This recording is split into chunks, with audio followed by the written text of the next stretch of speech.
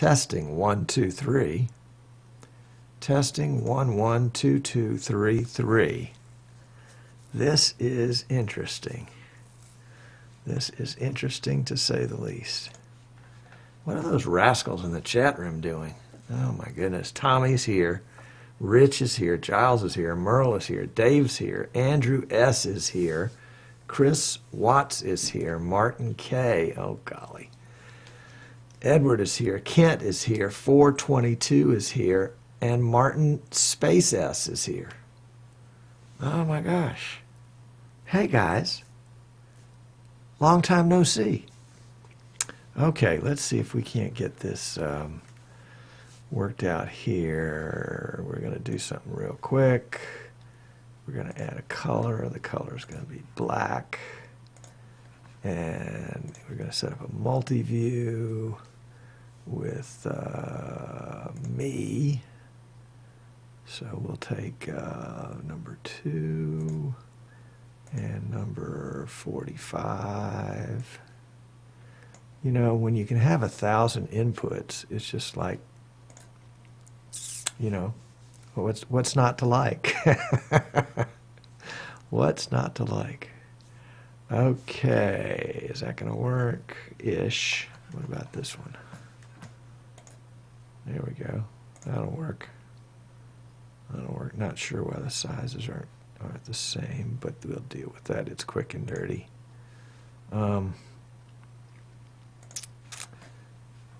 Let's see. Yes, I did get a haircut. That's true. That's true. And let's get, we got Jim here, so let's get his audio cranked on. And Jim, can you hear me? Yes, sir. All right, there he is. And your interlaced issue should be resolved as well. Oh, you look fabulous. You look fabulous. Well, I look as good as I can look. At our age, you know, just breathing in and out some days is looking fabulous. There is no doubt that I started off in my proper medium. I have yeah. For radio and a face for radio. Right.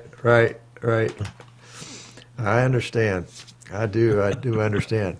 I didn't have a face or a voice for either, so, but that's okay. That didn't stop me. Well, well. Have you got the ability to pop up on your computer screen the chat room? I do. If you've got space for it, or you can do it on an iPad or laptop or something. I sent you a link to it in the Facebook chat. But basically, it's just the website with Tom's dash chat at the end of it.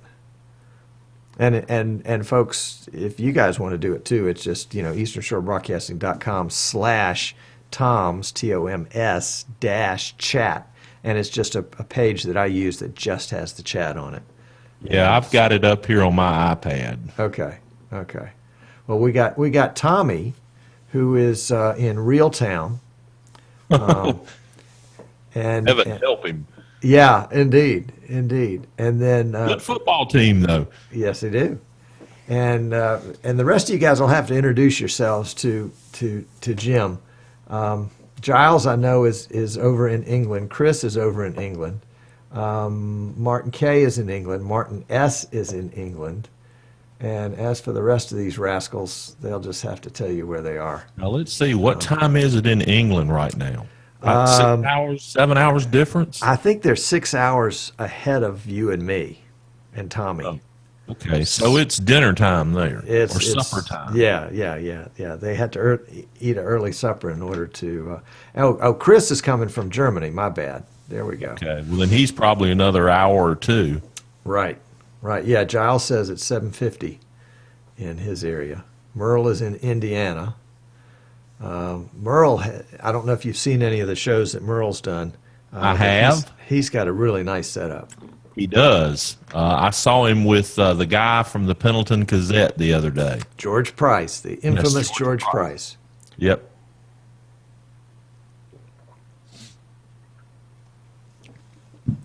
Okay. Well, we're going to have an interesting show today because Jim, I've been trying to get Jim on the show for how long, Jim? It's been close to a year. I Well, think. good things are worth waiting for. I know we started talking about it before I bought my first vMix system, and that's been a year about Labor Day. Oh, that's right. That's right. Yeah. Andrew S. And says it's almost 5 o'clock in the morning on Thursday morning in Australia. really, That's a dedicated viewer is right Martin there. up? Is Martin up this early? I doubt it. He's a night owl. I'll see posts on the forum at 2 o'clock our time, 2 o'clock in the morning our time. So I don't know that he sleeps. Yeah, Tommy in Realtown is saying, is George the drinking word today? We had NDI compatible was the drinking word the other day, and I keep some lemonade handy for the drinking word. And Dave is in Seattle. Merle is up in Indiana. Kent, I think, is in the Midwest somewhere. And who else? Some folks are in chat but don't have the ability to chat. I think they're just reading it on their phone, but they can't always get to the keyboard. So it's That's kind of a mixed me. bag. I mean, I may read it, but if I can't speak it, I can type really well, but I don't do it a lot. Yeah, yeah. Well, and on a phone, it's a whole different ball game. Oh, yeah. It's like, holy cow, my fingers are 3 times the normal size. And, of course, at my age, seeing anything is an accomplishment. Yeah, that's right. Well, folks, I think y'all are going to really enjoy Jim's story, and especially those folks of you that come out of a radio background, because that's his background, as he's already alluded to. But we don't want to let the cat out of the bag quite yet. Jim, I got the photos that you sent. Okay. And what I'll probably do is while we're chatting, and you can see the show feed right now, right? You can see. Yes, I have to turn to do it. Well, not really. I can bring it up on the iPad as well. Okay. Yeah, so I'm sitting here looking at it now. All right. Well, don't kill your internet connection. No, my internet connection's fine. Now you're in Anniston? Yeah. I But can't we're imagine fortunate. Anniston has got good internet. Yeah, we have Cable One, which is, I think, the only place in the state where they are. And we've got 2 pops here into the building, and they are both gig down and 20 meg up. Ooh. So, and believe it or not, they are very steady, and they are not metered. Good. Yeah. You know how to make a guy jealous. Well, it didn't start out that way. When we first moved into this building and put it in, I think it was 100 down and 5 up on each service. And they have just, I mean, within the last year, it's just went nuts. Yeah. Good. And they're doing it over, regular, SD cable. Huh? Like the RG6, I think it is. Okay. So, That's cool. I mean, they've been trying to get me to put fiber in here. And if we ever put our channel over on the cable system, I probably will. But until that time comes, I just don't see any need to. Everything we have is just working fine. Got it. I will make one more minor adjustment here to your video when we get into the show, because I've got a different little shot than what we're using right now. Okay, that'll work. All right, good deal. Yeah, this is the shot we'll use during the show, Jim. Okay. So you've got limited amount of movement there. Right. And then I've got, let me go ahead and just run through the photos. We've got the Alabama Racer logo. Yep, that's the weekly show we do. Okay. And then we've got a couple of clips, not clips, but snaps from that show. Right. And then we've got a snap of a basketball game. And Yeah, then that's we've an got- FNN deal. Okay. And then we've got a snap of your trailer. Right. That's the big production trailer. And then we got a snap from the inside of your trailer. It's even bigger on the inside than it looks like. No, that's actually the psych wall upstairs in the technical part of the building. Okay. Okay. Yeah, that's where I do the racing show from. Right. So this spot is also this spot. Gotcha. Yes, correct. Yes. Yes. That All is right. done in the green room. All right. Awesome. And then we've got various logos. Yeah, that's the app. Okay. That's the network logo. Okay. That's the game of the football thing.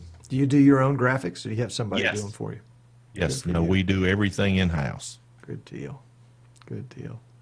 Yeah, and you've got a staff of 63, did you say? Yeah, 6 and me. My wife handles all the business side of things. You know, she takes care of the money, does the invoicing and all that stuff. And my son helps me a good bit. He's a college age student. And then I do stuff. And then I've got a couple of other guys that come in and help me when I need it. And then, of course, when we go out and do productions, we're very fortunate in that we're about 20 minutes from Jacksonville State University, and they have a really good media department. So there's a lot of camera ops and stuff there, you know, kids that are in school that are always looking to make a buck. And we also get some folks from over at Sanford in Birmingham. Gotcha. Oh, that's great. That's So great. it works, you get a bushel basket and only a couple of bad apples, you've done pretty well. Yep. There you go. We want to welcome Prashana from Nepal, and Mike is here, and Jill Free Press is here. So we have Jill is our token female. Nepal, is that in northwest Alabama? Yeah, that's right. Yeah. That's north of Tuscaloosa. You know, I didn't know there was anything in northwest Alabama, Tom, south of Florence, until I had to go over to Marion County a couple of years ago and do a football game in the playoffs for a TV station. And, man, that is no man's land. Yep. You better bring your own internet, huh? Internet, what's that? Yep. I understand. Thank goodness we had to tape and not send. Oh, gotcha. Yeah. There you go. Although we've been few places, knock on wood and thank God for Pterodact, but Right. we've been few places where we've had internet problems in our state. I mean, we're pretty blessed now to have 4G most places, Right. even out in the boonies. Right. Yeah. My 4G is better than some of the venues' internet that they've offered. Like, yeah, plug in here, and you do a speed test on it. It's like, oh, I think I'll use my own. Thank you very much. Well, we're working with our local county school system here to try to help them get on board the NFHS program. And, I went to a meeting the other day, and one of the topics of discussion was the lack of internet in any of the press box facilities at any of the 7 county high schools. None of them have it. That's amazing. Yeah. Now, and they've got Wi-Fi at the school, Right. but the speed's not there. So they're having to completely revisit their infrastructure. Yep. And I told him, I said, look, your down and dirty answer is to go, call your Verizon rep, because I know that's who they use. And I said, get you 7 4G modems and, you'll probably be all right. Yeah.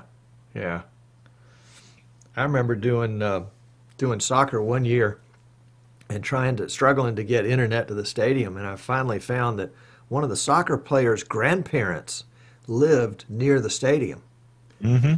And so they allowed us to put in the cable internet at their house, and we hooked it up to some point-to-point system that I found online somewhere, and Right. beamed it about 1,200 yards to the press box, and it was great. I mean, you have to reset it every time, but it was blazing speed, and it was relatively inexpensive, the cost of the internet. And then I think it was $200 for the pair of point-to-point wireless receivers. I know a guy. Do you know Jeff Keatley, Tom? I do not. He has a company called Pizzazz, and I got to know Jeff way back when, and he was trying to convince me to use the point-to-point radios. Yeah. And says they work extremely well if you get the right ones. That always scared me. Well, I can understand that. We had some days where we were a little concerned, shall we say, that we would have access. I've actually run RG6 from a person's house down to a trailer before to get an internet connection. There you go. Yeah, I mean, kind of like what you had to do. I think, we ran about 300 feet of cable. Yep. Okay. Looks like we are ready to go. What we're going to do, Jim, is I'll do the show opening. I'll do a welcome. I want to have a little quick video I want to play that is the introduction to vMix 100 that was released this morning. Mm-hmm. And then I'll introduce you and we'll have at it. All right, buddy. Will that work? Works for me. Okay. All right. So I'm gonna mute your audio so you can do and say anything you want to in the background. All right. And Jim is muted. All right. And I'm watching his audio level, and it's going up and down, and he's now he can say the things about me that he really wants to say. That's all right. Yeah. Okay. So let's get organized here. And I think we've got it. Is anybody out there in the chat room got any last comments before we go live? Mike wants Jim's studio set up. That's okay. He'll probably box it up and send it to you. Jerry's here. Welcome, Jerry. Anybody else a latecomer here that I want to recognize? Guest 487, that's Jill. 422, 180. Welcome, you folks. I would say guys, but you never really know, and I don't want to be offensive. Heaven forbid I offend somebody. All right. Well, let's get this show on the road. And we are going to fade to black and get everything else queued up. And let's see what we got here. Away we go.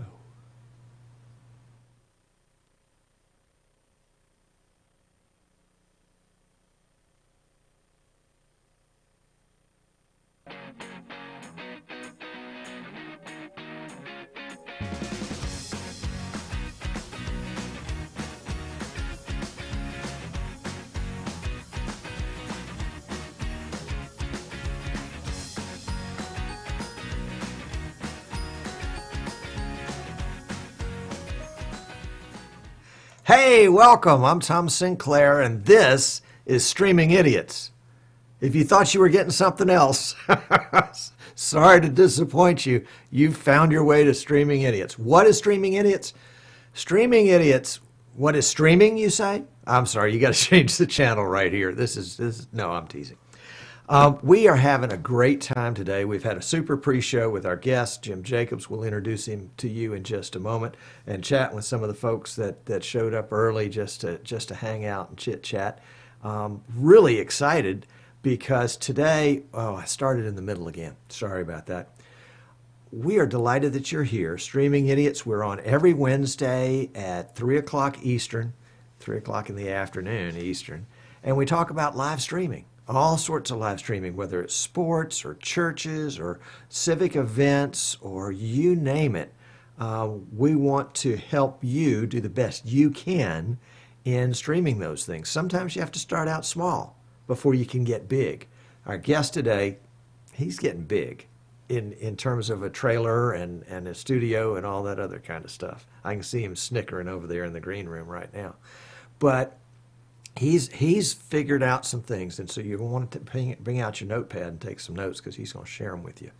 But before we do that, every day is a new day. And I woke up this morning to find out not only had vMix just introduced vMix .99, which I thought was pretty cool, 99, get smart, all that kind of stuff. And today they roll out .100. And .100, and there's been rumors for a while that vMix was going to incorporate, they've got that vMix Social thing. It's a free app that you can get that will plug into vMix, Facebook, and Twitter, and will bring in an IRC chat as well.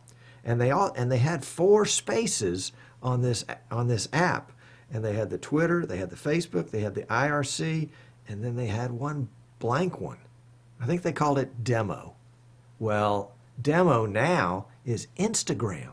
That's right. You can incorporate an Instagram, either your Instagram feed or an Instagram based on a keyword into your broadcast. How cool is that going to be? We're going to demo that next week. Didn't have time to put a demo together on it today because, it just came out this morning.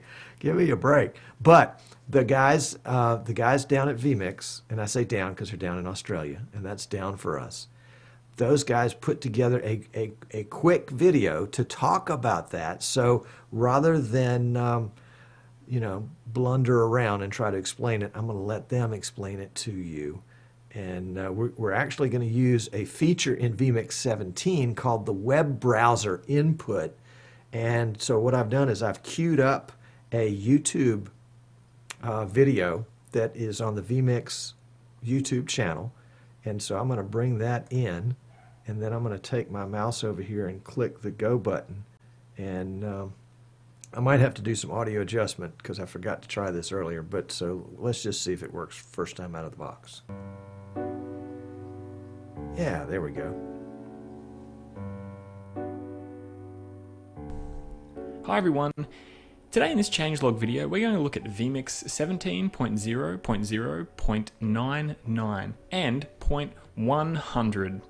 Now in these videos, we cover the incremental changes that happen to the vMix versions. So there are updates, major updates between 16, 17, 18, but there are smaller incremental changes in each version. Okay, so for 0.99, we've updated to the latest version of NDI, which improves performance, and there's a few fixes for quality issues and with desktop capture. Now we've also added support for some different MIDI controls, and we've also added support for X keys, XK12 jog and shuttle support, and X keys, XK12 joysticks. Now these are good. The jog and shuttle probably good for instant replay, and the joystick is good for PTZ control if you want to do that with vMix 17. Okay, so there have been some additional fixes for NVIDIA Optimus laptops, and also a couple of other bug fixes. Due to the NDI update, the vMix desktop capture has also been updated. Now, we thought we'd include something pretty cool for vMix 17.0.0.100, and we've had a lot of people ask for it, and we finally implemented it into vMix, and that is Instagram support for vMix Social. Now, you probably see on the left-hand corner here, we've got our vMix Instagram running. And so when you load up the latest version of vMix .100, you'll have the new version of vMix Social 2.0. Now I can show you here. As you can see, the demo has been removed and replaced with IRC, and Instagram has now gone in its place. So it's very similar to Facebook and Twitter. You just need to click on the icon, log into Instagram, and then you can choose what feed type you want. So you can either select a username or use a hashtag here. So we've already loaded up our vMix HD account. So as you can see, works very similar to the way that you have Twitter and Facebook, and you can select it, add it to the queue, same way, and then head back over to vMix, and then we can overlay it. So there you go. That's our new vMix 17.0.0.100 release. If you have any questions or anything, you can leave them below. You can upgrade today. If you ever wonder about any updates to vMix, you can check out our forum or go to changelog.vmix.com for all the latest updates, or follow us on Twitter and maybe even Instagram now. Thanks.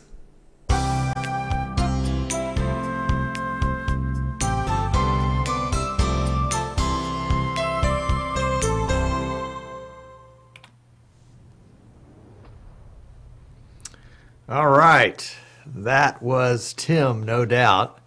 I had an opportunity to actually go out to dinner with Tim in Las Vegas, and he is a delightful young man and just brilliant, as all the folks at vMix are, and he is the creator of most of the video clips that come out of there, from what I understand. And of course, he and Martin go way back in the video clip world. In fact, I understand they each have kind of an archive of videos that show the other one that they're holding back just in case they need it for the future. Oh my goodness, what a bunch of characters. But the Instagram thing could be really big. And you know, there are two things about it. One is the Instagram thing itself, but the second is the fact that vMix is not content to sit there and rest on its laurels. Yes, vMix has got, what do you call that stuff? NDI? Yeah, that's it, NDI. vMix has got NDI. vMix was, other than TriCaster, which of course created NDI, vMix is the first software, live production software, to have NDI incorporated in it. In fact, there are others, notably Wirecast, that don't have it yet even. You know, vMix has got Facebook Live, it's got YouTube Live, it's got the ability to do all that stuff. Now has added Instagram. Of course, it already had the vMix Social with Facebook and Twitter. These guys are not content to just sit back and rest and say, okay, we got it. You know, we're now a household name. We don't have to try harder anymore. They've been in a, you know, that old, what was it, the old Hertz commercial, or maybe it was Avis, I don't remember, from the 60s, you know, we try harder. Well, that's what these guys are doing. Every day it seems like they're thinking about, what can we do to improve our product? What can we do to help people understand our product, learn how to use our product? Very impressed, very impressed. So vMix gets a big thumbs up from me. Another big thumbs up from me is our special guest today. Jim Jacobs, our guest, has been in the, well, I'm not going to steal his thunder. Let's get Jim in on it. Jim, welcome to the show. Oh, let me make sure I got your audio ready to go, because I'm prone to do that. It's got to be one of these audios in here somewhere. How about that one? Let's try that one. Jim, are you with us? Yes. There he is. All right. Yeah. All right. Hey, thanks, welcome. Tom, and appreciate the invite, and glad we could finally work each other's schedules out so we could be on with you. Well, I'm delighted you're here. You know, in all of the world, and we've got folks watching us today, you know, live from Nepal and from Germany and from different places in Europe and, of course, in the U.S. I think somebody even got up early in the morning, Thursday morning in Australia. But Jim's just right up the road. Now, he's not as close as Reeltown, but you're just right up in Anniston, Alabama. Yep. That's the southern part of the United States, in case you guys are wondering. And technology really does exist in Alabama. Yes, it does. In fact, let me tell my how I found Tom Sinclair story real quick. Oh, golly. Oh, geez. I stumbled across the show probably doing a YouTube search or something. Yeah. And the first time I watched, and I saw the Eastern Shore Broadcasting, and there was something said during the show that for some reason gave me the impression you were in New Jersey. Oh. And I thought, wait a minute, this guy doesn't sound like he's from Jersey. So, of course, I searched you out and then found out, gosh, this guy's just right down the road in Fairhope, Alabama. You know, let's go to the beach. That's right. That's right. That's great. That's great. It is kind of funny. I had somebody call me a couple of weeks ago from Mobile, which of course is just right across the bay from me. Yep. And they were doing literally an international search to find the right software to use for their church service. and linked up with me through another company. I was on their website as a reseller, a company out of Europe. And they saw the phone number had a 251 area code. They said, well, that's here. So, yeah, it is really, really, really funny. Now, Jim, your background is radio. Well, was radio. What? Right. Okay. My career path, Tom, going into my senior year in high school, I had no clue what I wanted to do. Now, hold on. Senior year in high school, that would have been about 20 something. No, it was 1975. I remember it well. Oh, you're a young guy. Okay. Yeah, well, I'm not that young. I think I turned 59 in a couple of months, so that's not young by my standards, but I still try to Younger live. than me. Yeah. Anyway, so I had a guy come to a career deal at school who was actually running a broadcasting school in Knoxville, Tennessee. And man, I got the radio bug after hearing this guy. I mean, it was like the voice of God. And, from that point on, all I wanted to do was work in a radio station. And I went to college, but I also went to the broadcasting school up in Knoxville. And by the time I was in my junior year in college, I was working full-time in radio, making more money than most people that I knew. And that I know how volatile the industry was, but that just made me think, why do I need to finish college? So I dropped out of college and worked in radio, and basically have done that ever since. I mean, knock on wood, I was lucky in, most cases I was never out of a job, which is most people in radio can't say. Yeah, that's true in the local market. I recognize that. Well, all right, so you worked in radio. Mm-hmm. And then you advanced through the system to the point where you had your own station. Right. Basically, I worked on the programming side of the industry for probably the first 5 or 6 years that I worked in it as a career. And then I kind of figured out that if you want to be anything other than a DJ or a program director in a radio station, you better figure out how to handle the sales side of things.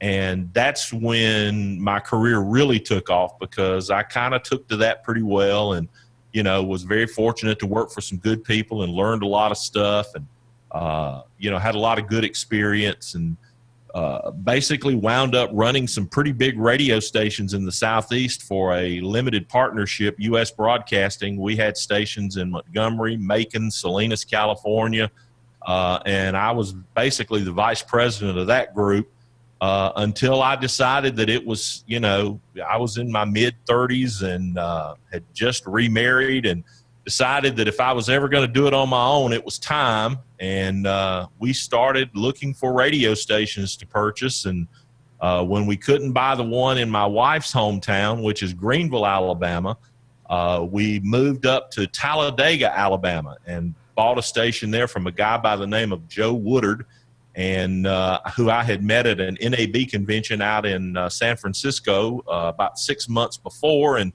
got to know a little bit. And basically the rest is history. We bought that station in 1992, grew it, bought some more stations, and in 2012 decided it was time to get out, and sold them all.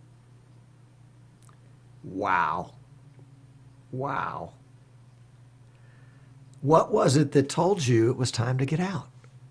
Well, it was several things. The first was that, I had come to the point to where the radio business was just consuming my life. I mean, I had no life balance, I guess is what people call it today. And, if the transmitter went off at 1 a.m. in the morning at one of the stations, it was me that had to go take care of it, and it was constantly always like that. Our children had kind of grown up and had not shown a lot of interest in moving into the business. So there was really no reason to continue along that path. A lot of owners back in that time were, passing stations to their children to run and operate. And we didn't see that as being a viable solution for us. And we just basically had it. The business model, in my mind, is not as good as it once was. And although there are a lot of people that still do well in radio, they're primarily large corporations now that have formed out of consolidation. And, single station owners or individuals like myself and my wife, those opportunities just aren't as good. If you've done anything in business lately, it's hard to borrow money, and it's even harder to borrow money to buy a radio station. Because banks don't understand them, and they just don't loan money on them, and it's just an impossible business model to work with unless you have a lot of financial backing. Gotcha. So you went to the roulette wheel and you spun the wheel and you said, okay, I've sold my radio station, and I'm going to open a series of women's boutiques. Or I'm going to open a series of fast food stores with gas stations, or I'm going to go into the streaming business. I mean, come on. Where did this concept come from of going into the streaming business? Well, the first thing that I decided, long before we sold the stations, was that I was too young and that I still wanted to work. Regardless of what the financial outcome of the sale was, I knew I wanted to still do something. We talked about a lot of different things, but obviously media is my background. It's what I know how to do, and it's the one thing I felt fairly confident in that I could go do something with, whether that be work for someone else or do something myself. We've made a home here in Anniston. We've lived in this area for almost 25 years now. And, we decided we didn't want to relocate. My folks or my family's from the Carolinas up near Charlotte, and my wife's family is in Greenville, but both her parents have passed away. So there really wasn't any reason for us to relocate. My son at the time was a student at Jacksonville State University, and we just decided that, we needed to do something here. So we basically moved so on. You're in Anniston, Alabama, which is right next to the edge of the earth. I know, because I've been there. Yep. And you said, oh, let's embrace this brand new technology? Well, I stumbled across streaming video as what we defined in the radio industry as a non-traditional revenue source back in 2011. I actually saw an ad in a trade publication for one of the TriCaster models and started investigating it. And before I knew it, I had borrowed and went and spent about $100,000 getting cameras and a TriCaster and some other things to actually be able to go out and do high school football games. And we thought, well, hey, this is kind of a natural for a radio station. Right. And we did that. And I knew from the beginning, Tom, that I was on to something. So the one decision that I made early on when we started talking about selling the stations is I told my wife, I said, I'm not selling any of the internet stuff. Because we're going to break that out. And if we don't really decide we want to do something else, this is a basis upon which we can start another company. And that's basically what happened. Yeah, I'm showing the folks that are watching what happened. Holy cow. That happened. What you're seeing there, the large production trailer, that actually happened last year. We ordered that custom built. I wish I had some photos of the inside to send you, but I'll be honest with you, it's not totally complete on the inside yet because we got it a week into football season, and instead of getting the cabinets and stuff built for it that we actually want to have inside of it, because the company that built the trailer could not do the cabinets the way I wanted them done. We just put up folding tables, and it's still that way. I knew you were going to say folding tables. I just knew it. Absolutely. That is just classic. And it's worked well. I mean, there's no issues with, but I mean, we want to hang monitors on the wall and the whole 9 yards. So it's like going into, one of the other big company trailers, and it will be when we're finished with it. It's just, we haven't found the time. We've been so busy doing things that we just haven't been able to get it finished, but it's on the drawing board. It should be done before our first football game on August the 19th. All right. Well, you notice the big FNN on the side. Yep. And none of those are your initials. No. So tell me, what is FNN? Is that what your radio station was? WFNN? Nope. FNN is just something we came up with back from the beginning. It's been that from the beginning. We came up with the name Friday Night Network. What are we going to call this thing? And fortunately for me, we decided early on that it was not going to be branded in any way with the radio stations, because we wanted to be able to go out and do things with it and it be its own brand. And basically, it's been that since day one. And what I'm showing here is a clip, a still image of one of your basketball games. Right. That was a game that we did over at Alexandria High School a couple of years ago that went down to a buzzer beater. Oh, wow. I like the score bug up at the top too. Now, all right. So a typical game like that. How many cameras are you running? I mean, what's the setup on something like that? For that particular game and most basketball games, we do a 3-camera shoot. We try to get one elevated at midcourt some way, maybe one at the other end of the baseline as far as, elevated to show the floor. And then we'll try to get one that kind of runs the sideline or baseline, depending upon what kind of gymnasium you're in. It's the interesting thing about doing shoots at a high school level, Tom, is, it's kind of like that old Forrest Gump statement. You never know what you're going to get. Yeah. So you have to be very adaptable. So you guys are doing high school basketball. Mm-hmm. And of course you're doing high school football. Obviously. Last year, how many football games? No, how many years have you been streaming football? Let's just talk football for a second. First year was 2011. Okay. I think we did 8 games that first season. Okay. Last year on 2 platforms, we did 27 games. And this year on 3 platforms, we'll do 43 games. Now, platform, that means you've got 3 trailers? Well, we have we have 2 trailers, and the third platform is kind of a single camera laptop kind of deal that we're doing in conjunction with the NFHS for folks that are familiar with those people. They're the Play on Sports folks. Gotcha. So you've got the 2 big productions, and then you've got a budget production. Yes. Well, okay. the big trailer is the major production, and because of our switch from another software provider or hardware provider to the vMix platform, this year our main production off the big trailer that you saw earlier, we've got the ability to go up to 7 cameras without. Gotcha. The FNN2 production, we have the ability to go up to 3 cameras. Okay. That's cool. And then we do single camera on the other one. Right. Awesome.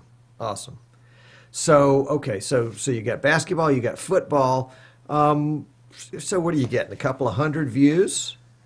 Well, I already know the answer to that question, Yeah, but I just had to prompt it. Well, it's a funny story because you and I were talking about this earlier today.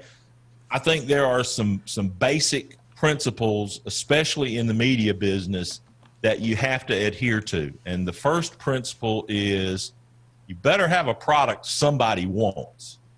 And when I say somebody, I mean more than 1 or 2 people. Right. Of course, you know, we all know in Alabama the popularity of football. So we kind of knew that this would be a pretty big deal at some point. Back in 2011, when we started, we didn't even have 4G in our marketplace. In fact, I think we were just on the verge of getting 3G into the marketplace. So I know our first games, you couldn't watch them on a phone because the bandwidth just didn't allow it.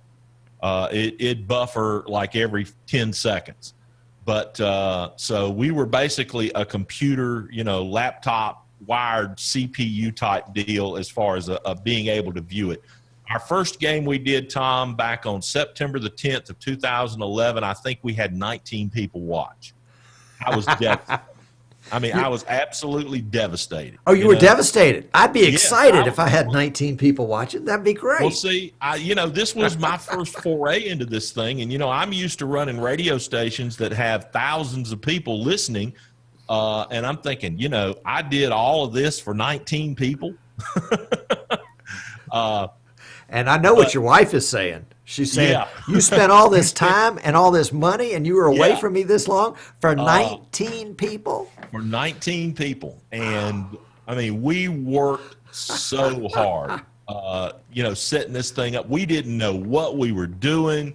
I mean, it was just, in fact, to kind of cap it all off, we had a camera on a tripod down on the sidelines, a brand new Sony NX cam, and there was no wind all day. And all of a sudden, a gust of wind comes up, blows it over, and breaks the LCD monitor off of it.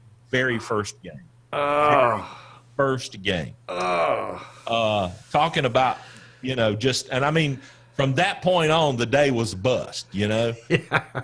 But, you know, those things happen. But anyway, you live and you learn. But we have gone from 19 people the first time. The positive side of this is a growing platform for anybody that wants to do this kind of stuff. Yes. But we have gone from 19 people in our first game. Last year we did 27 games and we had over 93,000 viewers just during the live streams. Awesome. When you add in the YouTube views and the minutes and stuff, I mean, the numbers are just, you know, pretty staggering. Right. Compared to we 19. really think, yeah.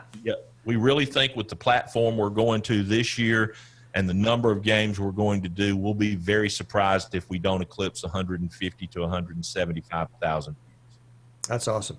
Jim, now you mentioned phones, because I think that's a key element, especially in live video today, is folks that you know, they got the phone with them. Their computer doesn't travel with them.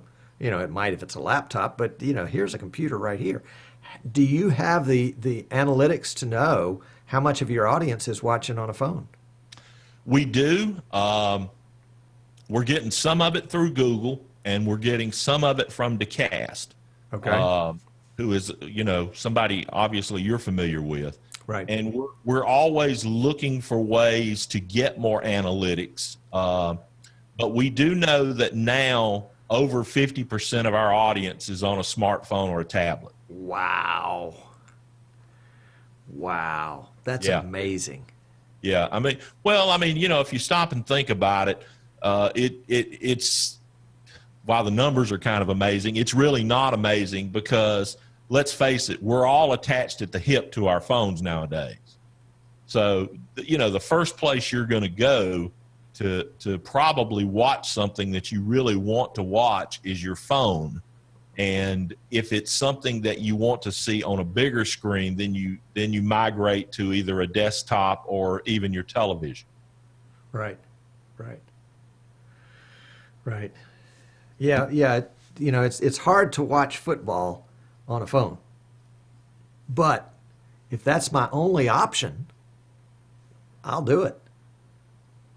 You know, ESPN is making everything that they broadcast now available on the app. Do you have an app? Yes, we do. We rolled out our app at the start of football season last year. and we have everything that we do accessible through that app. You mean I can download your app onto my phone and watch games on my phone through your app? Absolutely. Awesome. Yeah, you can Awesome. watch, and you can switch between the games on the app. So let's say FNN is at one game, and you're at that game, so maybe you're watching that game live, but you want to see maybe a replay we do of something so you can get a better look at it. And at the same time, FNN2, our secondary platform, is at another game, and you want to find out what's going on with that game. Well, it's just, one tap and you're looking at the other game. It's like switching channels on television. That is amazing. That is awesome. I am all over that. I'm loving that. If I had two shows, I'd have an app so I could do that. And we have all of our YouTube stuff accessible through the app as well. So if there's anything that we're doing with video on demand, and you want to go find a game and maybe show somebody something that you're sitting with or something like that, you can do that as well. And of course our website, which is basically the roadway to everything that we do. All right, now the trailers and the equipment and the app and the numbers and all this is great, but who's paying for it? Oh, that's right. You are independently wealthy, and you're just doing this out of the goodness of your heart. No, I'm afraid not, Tom. Our product is an advertising-based product. We go out and sell advertising to businesses in our community and our region of the state that are familiar with what we do, and basically bring them on board, much like a TV channel does. So you already had all these folks in your Rolodex. Not that anybody uses a Rolodex anymore, but some people might. You already had all these folks in your Rolodex from your days in the radio business. Correct. And I would tell anyone that is looking or interested in doing what I've done here, there are two things that I think are critical in having success, or in the success that we've had to this point. Pay attention, folks. Here it is. Right here. One is I already had a 20-year running history in the marketplace in the advertising community. Yes, sir. I did not have to go out and develop credibility. Right.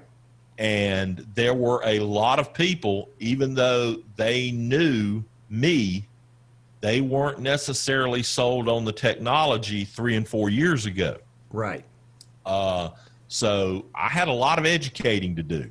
Yes. And it's taken a while to get some of those people, and some of those people I still don't have. Sure. Sure. You're not going to sell everybody. Right. But the other thing is I had the ability to a large part fund this enterprise Startup. for a period of time, Right. Without having to go to the bank and borrow, $200,000-$300,000. Right. Right. So, those were the two things that were important in what we've been able to do. Well, a lot of the folks that watch this show do streaming either as their bread and butter business or as something that they do kind of as a professional hobby. And one of the questions that I get a lot, Jim, is how do you decide what to charge in either in an ad-based system or in a fee-based system? And we haven't talked about fee-based systems yet. But are you using kind of the radio model in terms of your advertising rates? Well, I think in developing rates, you have to kind of know what the marketplace bears. Okay. And, that's really not difficult for anyone to figure out if you just, know somebody in business that buys advertising, and you wanted to try to figure it out. The first place I would go would be to one of my local car dealers that I know, and I'd ask them, I'd say, well, how much do you pay for an ad on radio station X, Y, and Z? Right. And if there's a local TV station, how much do you pay to be there? And, what do you pay for a quarter page in the newspaper? Right. And then you just kind of do a little homework and do some averages. And, one of the things, Tom, that I think has helped us be successful beyond the things that we've already talked about is we are a niche product. Nobody else does what we do. My only competition is me and the dollar. No, your competition is radio. Your competition is TV. Your competition Absolutely. is That's the newspaper and dollar. magazines. Yeah, that's the dollar. There is a pie out there. That's right. So much pie in it. Right. And that's my competition is can I convince someone that's, shoveling out some of that pie that they should shovel some of it toward me instead of shoveling it somewhere else. Right. So most of your advertisement, is that a video, a commercial like you would see on TV? Yes. Okay.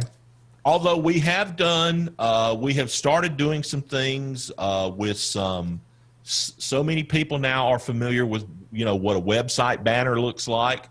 So we've actually done some website looking banners as graphics, like for 10 to 15 seconds on screen during telecast. Right. That's been successful for us. And then of course there's the things you can always do in any type of broadcast. You can, sell things like replays, starting lineups, right. halftime stats, da-da-da-da-da. It doesn't matter how you do it, you can sell those things. Right, right. Yeah, I remember, back in the soccer days, we put a camera behind the soccer goal, and we sold a sponsorship to it. It was called the goal cam. Right. And I got $1,000 sponsorship just for that camera. And boy, it was great. Every time it popped up, that guy got a graphic on the screen with it. He did. He said he was probably thrilled. He said he could watch his website hits by time of day, and he could tell when the soccer match was on, because all of a sudden there would be a spike in hits on his website. I loved it. Well, I think another one of the things that's helped our business model is we live in a society now where dollars invested have to be accounted for. That's and right. One of the things that I think is really a positive about what we do is, generally speaking, if you advertise with us on a football game on Friday, Monday morning, I can tell you how many people saw it. That's right. not something the TV station can do. That's not something the radio stations can do. And to a large degree, it's not something a newspaper can do. Yep. And that's probably a big selling point for us. But that's a two-edged sword, because those statistics can say, of these 93,000 folks that watched us last year, 47,000 of them were within 50 miles of us.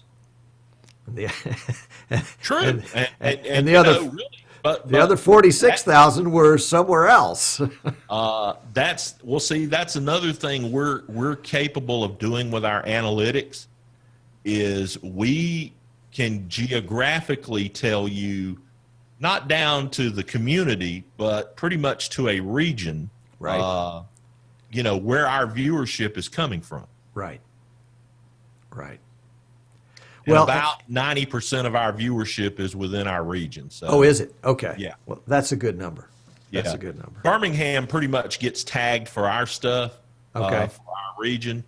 So most of our stuff shows as being in the Birmingham region of Alabama. Okay. All right. Now you're getting some great audiences then. This is really, really cool. Now tell me, you and I could talk high school football and high school sports forever, but there's something that you've just recently started it's still sports, sort of. I guess you can call race car drivers athletes, but you've started a new thing called the Alabama Racer. Right. Tell us about that. One of the things that we have learned in developing this company is that there's only a certain period of time during the year where high school sports is really profitable for us. Right. So we've started looking at other things that we could, do that kind of bounce off what we already know how to do. Right. And one of those things for me was a weekly racing show centered on racing in the state of Alabama. I couldn't find anything like it out there, and I certainly knew how to do it from my own background. Being from the Carolinas, I grew up loving stock car racing and NASCAR, and that was one of the key reasons we actually bought the radio station in Talladega, was because we were able to develop a relationship with the NASCAR track there, and we knew we could parlay that into some pretty good revenue a couple of times a year. So it was just kind of a natural thing for me to take a look at doing this. And, we started back in April, and we're up to several thousand viewers each Thursday night now at 8:00 when we run it for the first time, and we recycle it a couple of times over the weekend. FNN actually has a 24/7 channel that we run on the internet that we show replays of stuff we've done, and, first run stuff, and then, of course, live things as we do those as well. So it's kind of our own 24/7 television channel. And we decided to develop this show, and, I looked around for maybe somebody to host it, and, I just kind of can't, because I didn't really want to do it myself. I didn't really think I was the right person to do it. But it just got to the point where it was time to get it done. I had sold some stuff on it, and I just made the decision, heck, I'm just going to do it myself until I find somebody that I think will do it better than I can do it. And the rest is kind of history. People love me doing it. Most of the folks in my part of the state were raised listening to me on the radio every morning for 20-something years. And, it's just worked out, That's awesome. That's awesome. And so you guys actually built a green screen studio in your studio. We did. We actually did that long before we started talking about doing this show. When we actually moved into this building, we decided it was something that we needed to be able to do certain types of shows that we had in our mind we might do. So while we were doing the construction, we went ahead and built this thing, and we really hadn't used it much, Tom, to tell you the truth, for a couple of years. And, we use it every week now to do the show. So there you see a still. That's Brett Holmes. He's a local racer from down the road in Munford that's got his ARCA career started, and he was a guest on the show. You see that there on the screen, and, of course, that's me to the left. And we had a custom live set done for it that I think the guy did a really, really nice job on. It's nice and bright and colorful. There's screens that we use, and, we produce every bit of this with vMix. Well, that's a good choice. Yeah. Well, as you know, I'm a huge Martin Sinclair fan. I have a ton of respect for what he's done and what he's continuing to do. And I think he's got a very, very bright future in front of him, regardless of what he decides to do from this point forward. He should be extremely proud of what he's done with vMix. I think so, too. And, Martin and I are cousins. Well, you keep selling that, and I don't know what your stock is in the deal, but you and Martin are about as kin as you and Haberman. Yeah, I think half of Alabama is kin, and certainly anybody with the last name Sinclair is kin. we know that. We just have to all go back to Scotland sooner or later. But back to vMix. Yeah, it's just an incredibly impressive product. I have agreed with you from day one. It's way underpriced. And it's great value. Yeah, it is an extremely great value. And I can tell you, I had some stuff that cost a lot more, and without throwing anybody under the bus, I sold it all, and I am a vMix guy. I mean, we have built new PCs and all this other stuff. And everything that we do now is on a vMix platform. Everything. It makes sense. Yep. And it's only going to get better because, Martin is just committed to continuing to make the product more user-friendly. He listens to what people want and finds a way to try to give it to them most of the time. And I'm incredibly impressed. I've had the good fortune, Tom, in my life of meeting a lot of people who have made a lot of money doing things related to the media industry. And I can tell you there are a few people I'm in awe of. I'm in awe of what Martin Sinclair has done and is doing. Woo-hoo. The check is in the mail. Woo! Yeah. Oh, goodness. That's great. That's great. I wholeheartedly agree. Yeah. No, I can't wait to see what's next. That there are not other good products out there. Sure. I'm just telling you from a user's perspective, vMix has just got it going on. But Jim, it's not like buying a phone or a soda. I mean, a soda, if I don't like it, I'll buy a different one tomorrow. My phone, if I don't like it when my contract expires, I won't get it. But if you buy something like vMix and you're going to build around it, you're going to spend way more money building around it than you spent on the vMix part of it. Absolutely. And I think it's the right heart to build around. And I think it's not just the heart for today. I think it's the heart for the future too. So anybody that's thinking, "Wow, I want to spend $3,000 to $5,000 doing something and getting a professional level broadcasting system in," vMix is going to be the right base to start that all on. There's no question in my mind about that. Well, and the flip side of that, Tom, is you don't have to spend $30,000 to $50,000 anymore to get it. Yeah. That's what I tell people that talk to me about this all the time is, there was a time, and it wasn't that long ago, if you really wanted to do it well, that's the kind of money you had to spend just to have a platform. Sure. Now with vMix and the way hardware technology has advanced and to some degree decreased in price, it's just so easy now for somebody to take, $5,000-$10,000 and actually do a decent job. Yep, and you can hook it up to your pickup truck. Yep. Well, you won't hook that trailer up for $10,000. But No, right. I was going to say if it's $10,000, I'll take two. Thank you. Yeah, I hear you. All right, all right, Jim. So you cut your teeth on high school sports, mm-hmm. and you've started your first in-house production. Right. What's next? Boy, Tom, can you share that without? Well, I'll be honest with you. The answer from my desk is I don't know. With the subcategory of I have some ideas that I would like to do.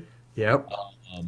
But they all require me in investing in and counting on other people.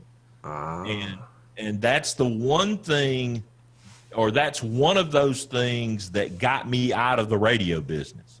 Okay. Is, I told my wife when we started this company, I said, I do not want this to get to something to where, I've got to have 10 or 15 employees that I pay every day to be able to accomplish what we want to accomplish. Right.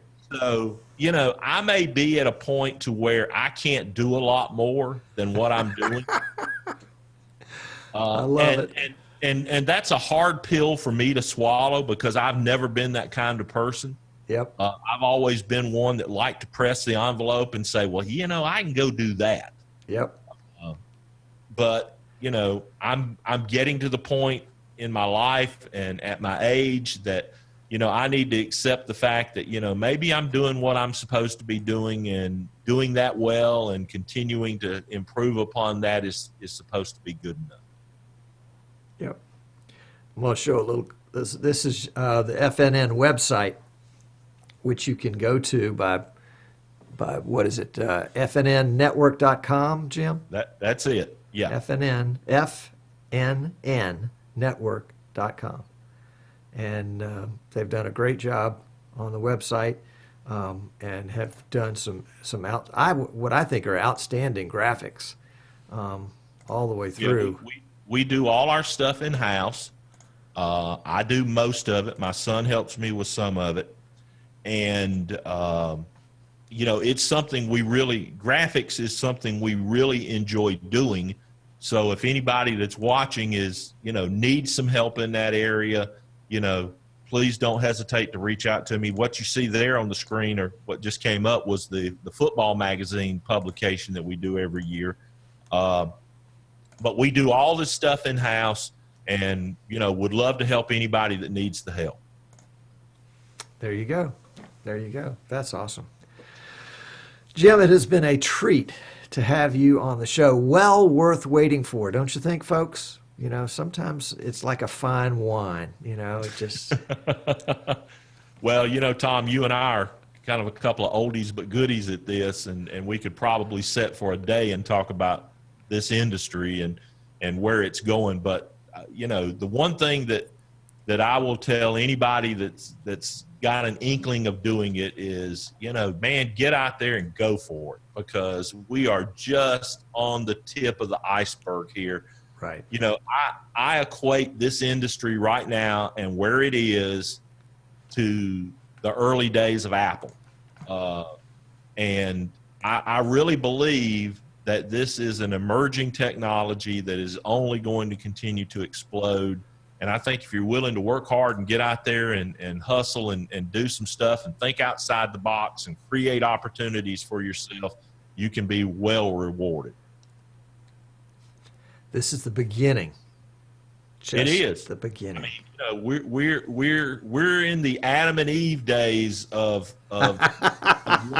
what we're doing, and I can see myself just from what we've been able to do and accomplish, that this is just the tip of the iceberg. And get out there and get into it while the getting's good, because just like everything else in life, once people figure it out, once the average Joe and bean counter gets out there and figures it out, they'll swarm in and jump, grab rights and all this kind of stuff. So, it's a great industry, and the technology's getting better and better every day. And, just look at NDI. Yes. I'm not as big a fan of it as Tom NDI. is, but I will tell you that if you're a software developer and not including NDI in your bundle, you're making a mistake, because that to me is where the real future is, with all the potential for graphics and data ingestion and stuff like that.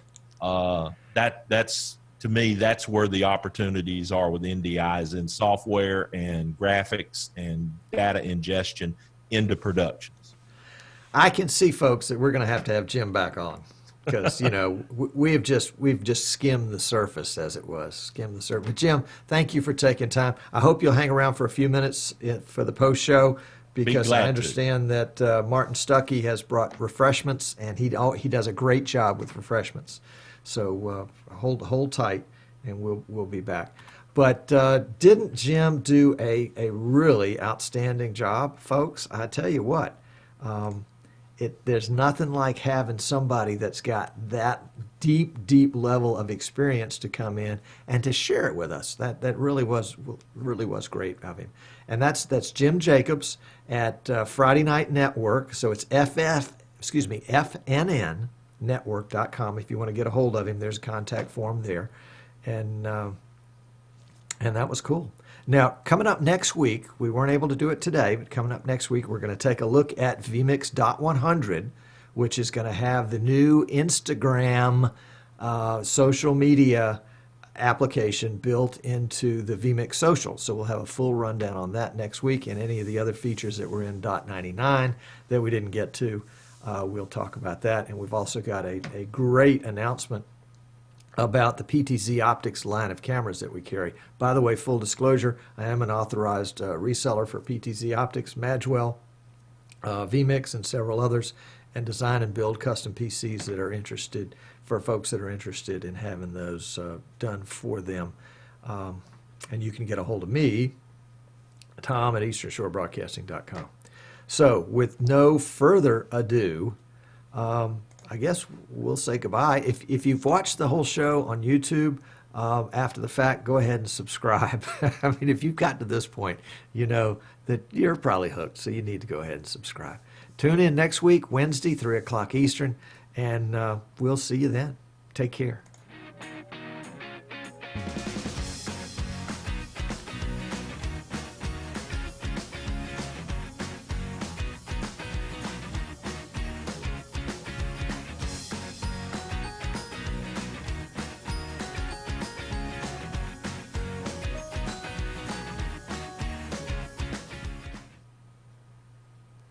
And we are out. All right. Let's find Jim here. There he is. And we better turn his mic back on. Jim, have I got you on? Yes, sir. All right. There we go. Good deal. Hey, man, that was outstanding. Well, thank you. Outstanding. Thank you. And, you know, the folks in the chat room are like, thanks, Jim. This has been very interesting, been very informative, very good. Applause, says Jerry. Now, any compliment coming out of Jerry, that's high cotton. Well, thank you, Jerry. I appreciate that. Tommy says, and you got to look out you got to keep an eye on Tommy. When Tommy walks into the room, people grab their wallets. He says this 30-minute infomercial went for an hour, and the info has been well worth it. Thanks, Tom and Jim. So that's good. And Rich is down there saying infomercial, but wait, there's more. Order now and you get two. Yes, two for the price of one. All right. Very good. Well, thank you guys for tuning in and hanging in. I know we went over our normal 30-minute time, but I just felt like, you know, number one, Jim was on a roll, and you know, he was sharing all these secrets, and anybody that's going to share secrets, heck, I'm going to, you know, I've filled up my notepad here with all of his great ideas. Actually, Jim, what I see for your next step is to duplicate the Alabama Racer, and to find something else that you have a passion about that you want to bring to the airwaves, and you know, spin Alabama Racer off to some retired racer to come in and host it, and then you take another show and create that from scratch, because obviously you have got a talent in that area. I didn't want to actually jet skis. Yeah, jet skis. That's it. Richard says do jet skis. I didn't want to mention it on the show, but I have my next show pretty much in mind. I told you. I've just got to find the right person to do it. And I haven't found her yet, because I think I want it to be a lady. There you go. I want to do a weekly discounting shopping show. Ooh. Because I think I've got the audience to drive it now. You're talking about with the FNN platform, and what I basically want to do is approach all of the entertainment and restaurant avenues in our marketplace, right? And basically get them to give us like $10 and $20 gift certificates. Yep. Okay. And then we're going to turn around on the show once a week and sell them for half of whatever their value is. Yeah. And we're going to cross promote this with the FNN stuff that we do, and I'll even promote it on the racing show as well. Oh yeah. As our, you know, weekly discount program, and we're going to call it the Bargain Shopper, I think. And you know, do it at a certain time each and every week. Right. We've already got the platform in place here from a business perspective. We can take credit and debit cards. So I'll put somebody on a phone downstairs, and right. You know, I mean, we'll do it all live. You know. Right. And what we don't sell live, we'll put on the website and do through PayPal. Yep. And we think we can generate, several $1,000s a week doing it. Rich has suggested a name for it. Live coupons gone wild. Rich, you got to get your mind out of the gutter, dude. Come on. Gee whiz. I'm teasing. I like that. That's awesome. Well, and that's, what kind of weekly radio show can be translated into video? And that's a great example. Well, another thing that I've kind of got in mind, especially with the advent of what Martin's been able to do with vMix Social, right, is I think a weekly buy-sell swap show, right, utilizing the assets of vMix Social will work. Yeah. The question that I have about it is, again, for me, Tom, I keep coming back to how much time do I have to devote to something? Right. Like when I'm in the middle of football season, almost every waking minute of my week is spoken for. Right. I mean, I'm either building graphics or building, stuff in After Effects that we're going to use, or, going out and shooting a commercial for a customer or that kind of thing. And, those are things that have to be done, and I'm the only one that knows how to do them. So I wind up doing that. I can't put my time into something, like a show, that I don't necessarily know how much money I can make off of it before I actually, stick my foot in the water. Right. Right. I mean, I think there are just tons of great ideas out there. Yep. And that's why I'm a student of this stuff, man. I'm always on YouTube searching out things, looking at different ways people are doing stuff, and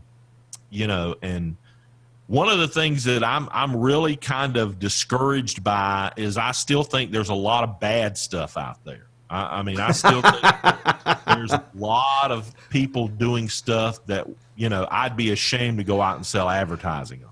Now, hold on a second. I can't invite you on my show and then have you talk about me like that. No, I'm not talking about you, because I think you've done a great job. And have told many, many people about your show, because I think it's a great learning platform for folks. Yeah. I've never been an advocate of one guy, one PC, because I've always thought, well, man, that thing's going to crash. And it does. And this is something, Tom, this is something we didn't talk about on the show, but Yeah. you and I have on many occasions said, what's next? Right. I'm going to tell you what's next. What's next is somebody's got to write an operating system that's a hell of a lot more stable than Windows to run this stuff. Because to me, that's the biggest roadblock that guys that have Martin's ability face. I mean, you can be doing a vMix production, and if you've run the wrong Windows update, you've got a problem. Yes, I mean, I had it happen to me last year during football season with one of our sessions. We ran a Windows update, and I mean, it blew the camera inputs up after about 20 or 30 minutes into the broadcast, and it was nothing more than an automatic Windows update that we didn't know had gotten done. Yep. But to me, that's what I see as a challenge for what's coming down the road. Yeah, the guys in the chat room are saying Linux. Well, and I keep hearing people, that are, I don't know, I hate to use the word hacks because that doesn't sound fair. But, guys that are really into coding and stuff like that talk about Linux. But, I'll be honest with you, I'm not a computer guy. I mean, I'm a plug and play guy. Right. I'm a salesman. I'm a plug and play guy, and I love technology. But when it comes to, I mean, you know, I see guys talking about like scripting and the XML files in vMix and stuff. Man, I don't know how to do that stuff. And at this point in time in my life, quite frankly, I don't have the desire to learn. Yeah. I just want to use it. Yeah. You know, Yeah. I just want to use it. Make it where we can use it. Yep. You know, and I keep waiting for somebody in the graphics world to come out with something that's affordable for the average person, that's going to run over NDI and really do a nice job. You know, I mean, there's several good programs out there, but, you know, you got to spend, you know, $1,000 to $1,500 to $2,000 for them, and then you got to go buy a $2,000 to $3,000 computer to run them on. And to me, that just doesn't make any sense for even at my level of what I do. Right. I hear you. I mean, that's kind of my rant for the day. And you know, one of the things that I don't understand, and I had this conversation with Rich at Graphics Outfitters. They do a really nice package. Right. That's, you know, very, very, it's expensive, and he admits it's expensive. I said, man, why don't you do what Adobe's done? I mean, Adobe has created the perfect business model for bundling software, you know, so people don't have to go out and spend $2,000 or $3,000 or $4,000 at a whack. Right. You just put it on your credit card or your PayPal account. You send them $50 every month. Right. But you have got the, you know, if not the best, one of the best software packages in the world. Right.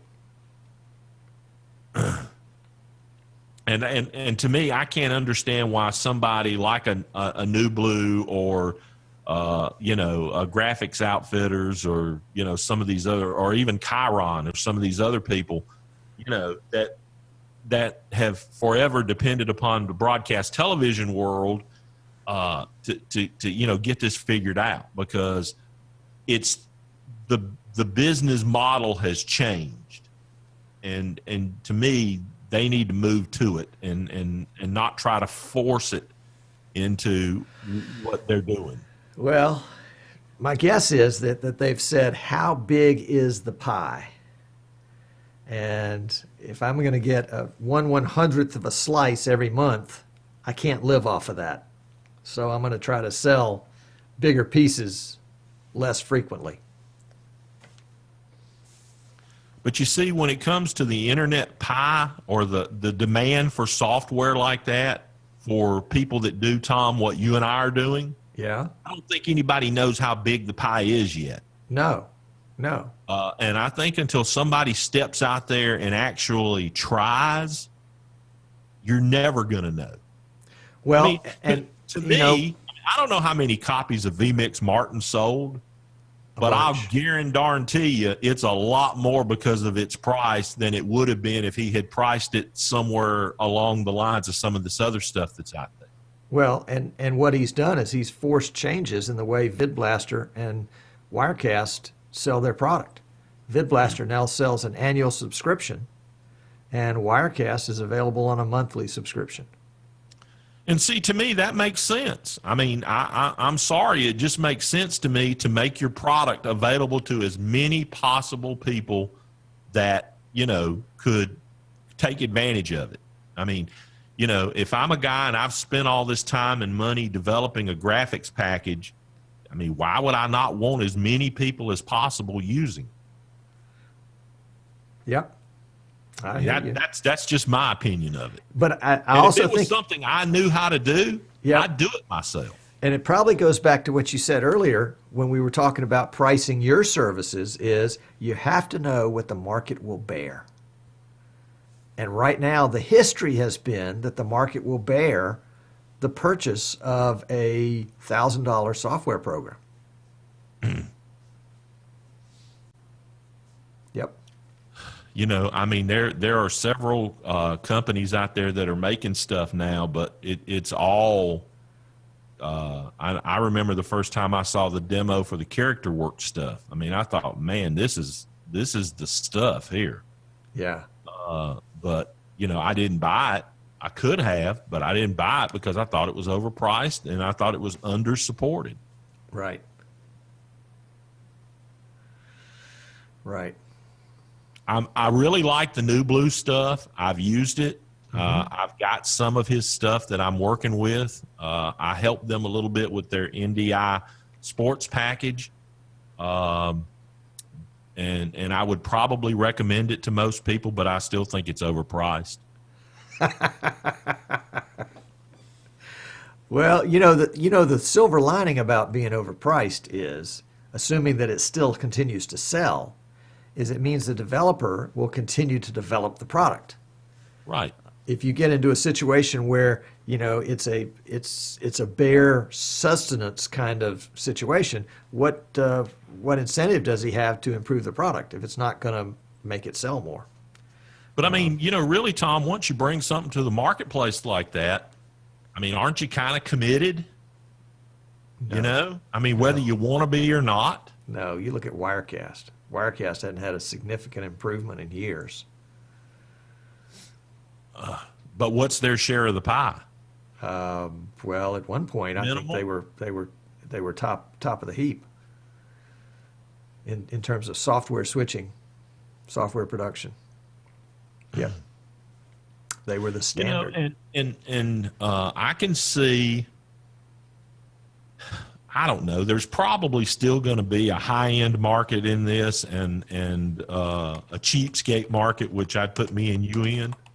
Yep. I mean, I had all the new tech stuff, and I took your advice: sell it while you could get something for it. And I mean, I will tell anybody that asks me that without question, the new tech stuff is the Escalade of, products out there. I mean, if you got the money and you want to plug it up and it works, there you go.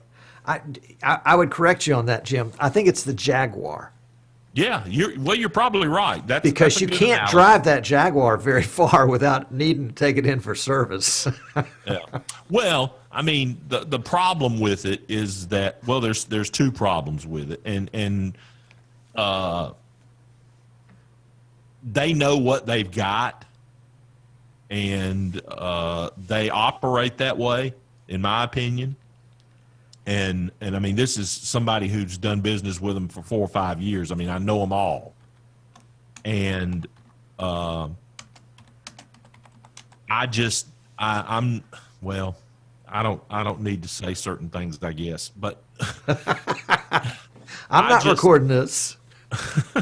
Well, no, I'm sorry. I am recording it. Yeah, I know you are. It's on YouTube. Yeah. I don't like buying something that's the only thing you can do with it. Yeah. And they're adamant about that. And I understand why they are, especially since I've become a user of vMix. Right. And I don't know how Martin deals with some of the stuff. I mean, I read the forums in vMix almost every day now. I mean, it's usually one of the first or last things I do every day. He's hooked. Yep. And I just don't, there are so many variables in what will cause something not to work within vMix. I don't understand how Martin deals with it. And I understand now why companies like NewTek and, Livestream to some degree will tell you, this is what you got to use and don't mess with it. Right. Because Control the environment. Yep. Yeah, they're controlling the environment, whereas in the vMix environment, it's very non-control. Wild, Wild West. Well, I think that's why Wirecast likes Apple so much, is because it's a closed box. Got a question here, Jim, that Mike is asking. Oh, golly, and just scrolled up. Do you do events for fee as opposed to ad-supported events? Yes. To answer your question, yes, we will do events for fees. We have done them before. Would probably like to do more of them than we do, to be honest with you. Okay. All right. Well, maybe the next, and you are coming on the show again. That's not a request. That's a demand. But maybe next time we could explore that a little bit. Just as kind of an emerging opportunity to monetize this whole platform thing. Oh, absolutely. That might I be think, fun. I mean, if somebody walked up to me tomorrow, Tom, and I Yeah. mean, this is an area I think that you've probably done very well in. If somebody walked up to me tomorrow and said, hey, I've got a camera and a laptop and a good copy of vMix, and I want to do some stuff, what should I do? Right.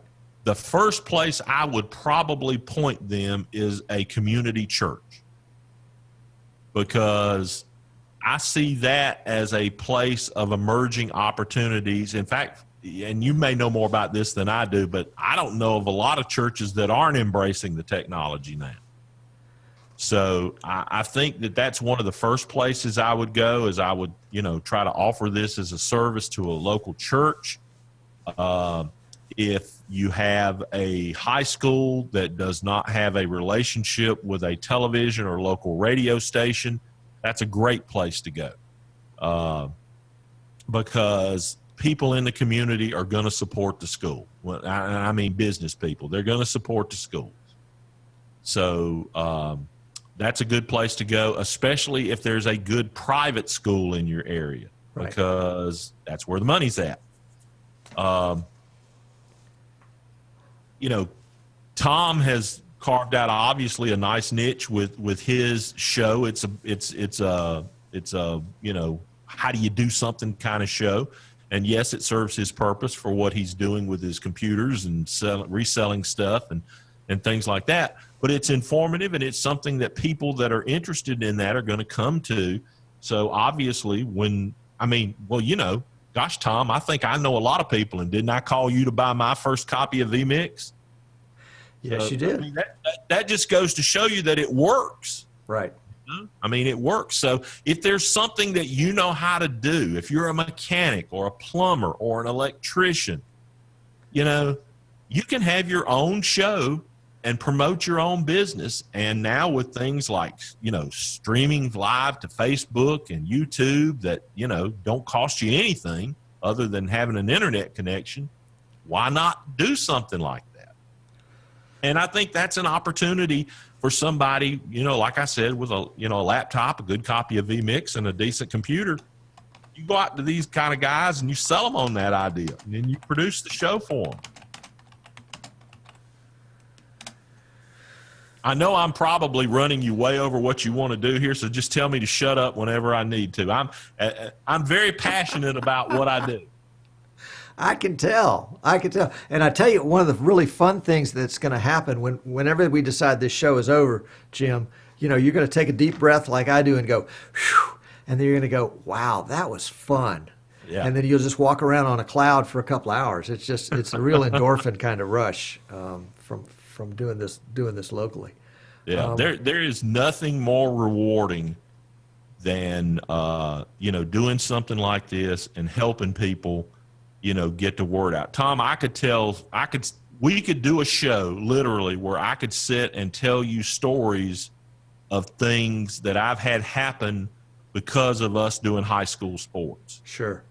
And I'll share, if you don't mind, I'll share just one, and then I promise I'll be quiet. Just one. Just one. We were doing a high school baseball game at Lincoln High School a couple of years ago, and Lincoln and Ohatchee High Schools were playing. It just happened to be on a Saturday. I try not to do a lot of stuff on Saturdays, but this just happened to work out this way. And it was an early game. First pitch was at 11 a.m., and, we were back at the office by 4. Well, I was walking by my office after we had unloaded the stuff, and my phone was ringing. I picked my phone up in my office. I don't know why, because normally I wouldn't. And there was this guy on the line just crying like a baby. And I said, hello. And he said, are you Jim Jacobs? And I said, yes, sir. I said, I am. Is there something I can do to help you? You seem like you got a problem. And he said, no, I just want to thank you. He said, for the first time in my life, I got to see my son play baseball today because of you. And I said, well, what do you mean? He said, well, I'm in Mobile, which is obviously there in South Alabama. And he and his wife had had a very bitter divorce, and she basically kept him away from the child. And it was his first time to get to see his son play baseball live. Yeah. He'd seen videotapes and stuff, but this was his first time to get to see live. And he was just, you know, I got to tell you, Tom, stuff like that makes life worth living, and it doesn't have a darn thing to do with a dollar. That's right. That's right. That's right. All that time where you set up and took time putting cameras places and running cable and dealing with thunderstorms and not having good enough internet, and the kids that were supposed to show up and run cameras and they didn't. And then when they did, they pointed them the wrong direction because they were texting on their phone, and all of a sudden all of that takes a whole different perspective. Well, it just makes life mean something different. Yep. Yeah, we had a similar situation with a dad that was I guess he was in Afghanistan, but it may have been Iraq. And he was getting up at 4 o'clock in the morning or something like that so that he could watch his kid play soccer. And he would send notes back, talking about how important it was to be able to do that. Yeah. You know, we normally get home from football games around midnight on Friday nights because when we do a big production, we're pulling over a mile of cable. You know, I mean, fiber and SDI and stuff like that, and comm cables and things of that nature. So it takes us an hour or so to tear it down after the production goes off the air. And depending upon where we've been, Right. We get home by midnight, we're lucky. But it is such a high to do that stuff and have a good broadcast. You can't just go home and go to bed. I mean, you're just the adrenaline is so intense that you just can't stop. Yep. And because you've done games and stuff, so you know what I'm talking about. I know exactly what you're talking about. It's just my wife's hollering at me to the other room, come to bed, it's 2 o'clock in the morning. Yeah, absolutely. Yeah. Anybody that wants to reach me, Tom, my email address is jimjacobs9@gmail.com. That is my personal email address. You can call me on my cell phone, 256. Whoa. Stop. This is literally being recorded on YouTube, so you may not want to. Okay. I won't You'll put my have people phone. calling you in the middle of the night. But you can find me. I'm not hard to find. And I'll help anybody I can. There you go. Now, folks, for those of you watching this long broadcast on YouTube, because we did the pre-show, the show, and the post-show on YouTube, which means it's automatically recorded. So if you're watching this and you do want to take advantage of Jim's offer, and I would encourage you to do that, also, respect his time and be very appreciative, and don't abuse him, because I've been in that situation of offering help and people will just come in and grab help, and then they're gone without even a thank you. So if he's going to put himself out there like that, throw a few thank yous, attaboys his way at least. Yep. Well, Jim, we probably ought to call it quits, at least for this time. We don't want to use up all the good stuff the first time around. It was a pleasure, and I hope I didn't take up too much time. No, you did good. Folks, Jim Jacobs, big round of applause. Signing off. Of course, the chat room's 12 seconds behind, so it'll take them a second, but they'll be cheering for you in just a minute. All right. Good. Jim, I'm going to cut the feed, but it was great having you, and we'll talk again soon. Thanks, buddy. Bye now. All right, and Jim is gone. And we're going to shut things down here, too. Good show, don't you think? Jim's a great interviewer, and obviously has got a real depth of experience here, starting in the radio business, realizing the change in technology, reading the tea leaves, and coming on the show today, and then making an offer to help you guys out. So that's cool. Wish I'd known about him before I started this show. Anyway, all right, folks, we'll see you next week. Thanks so much for tuning in, and yeah, go do something fun. Create something interesting. Talk to you later.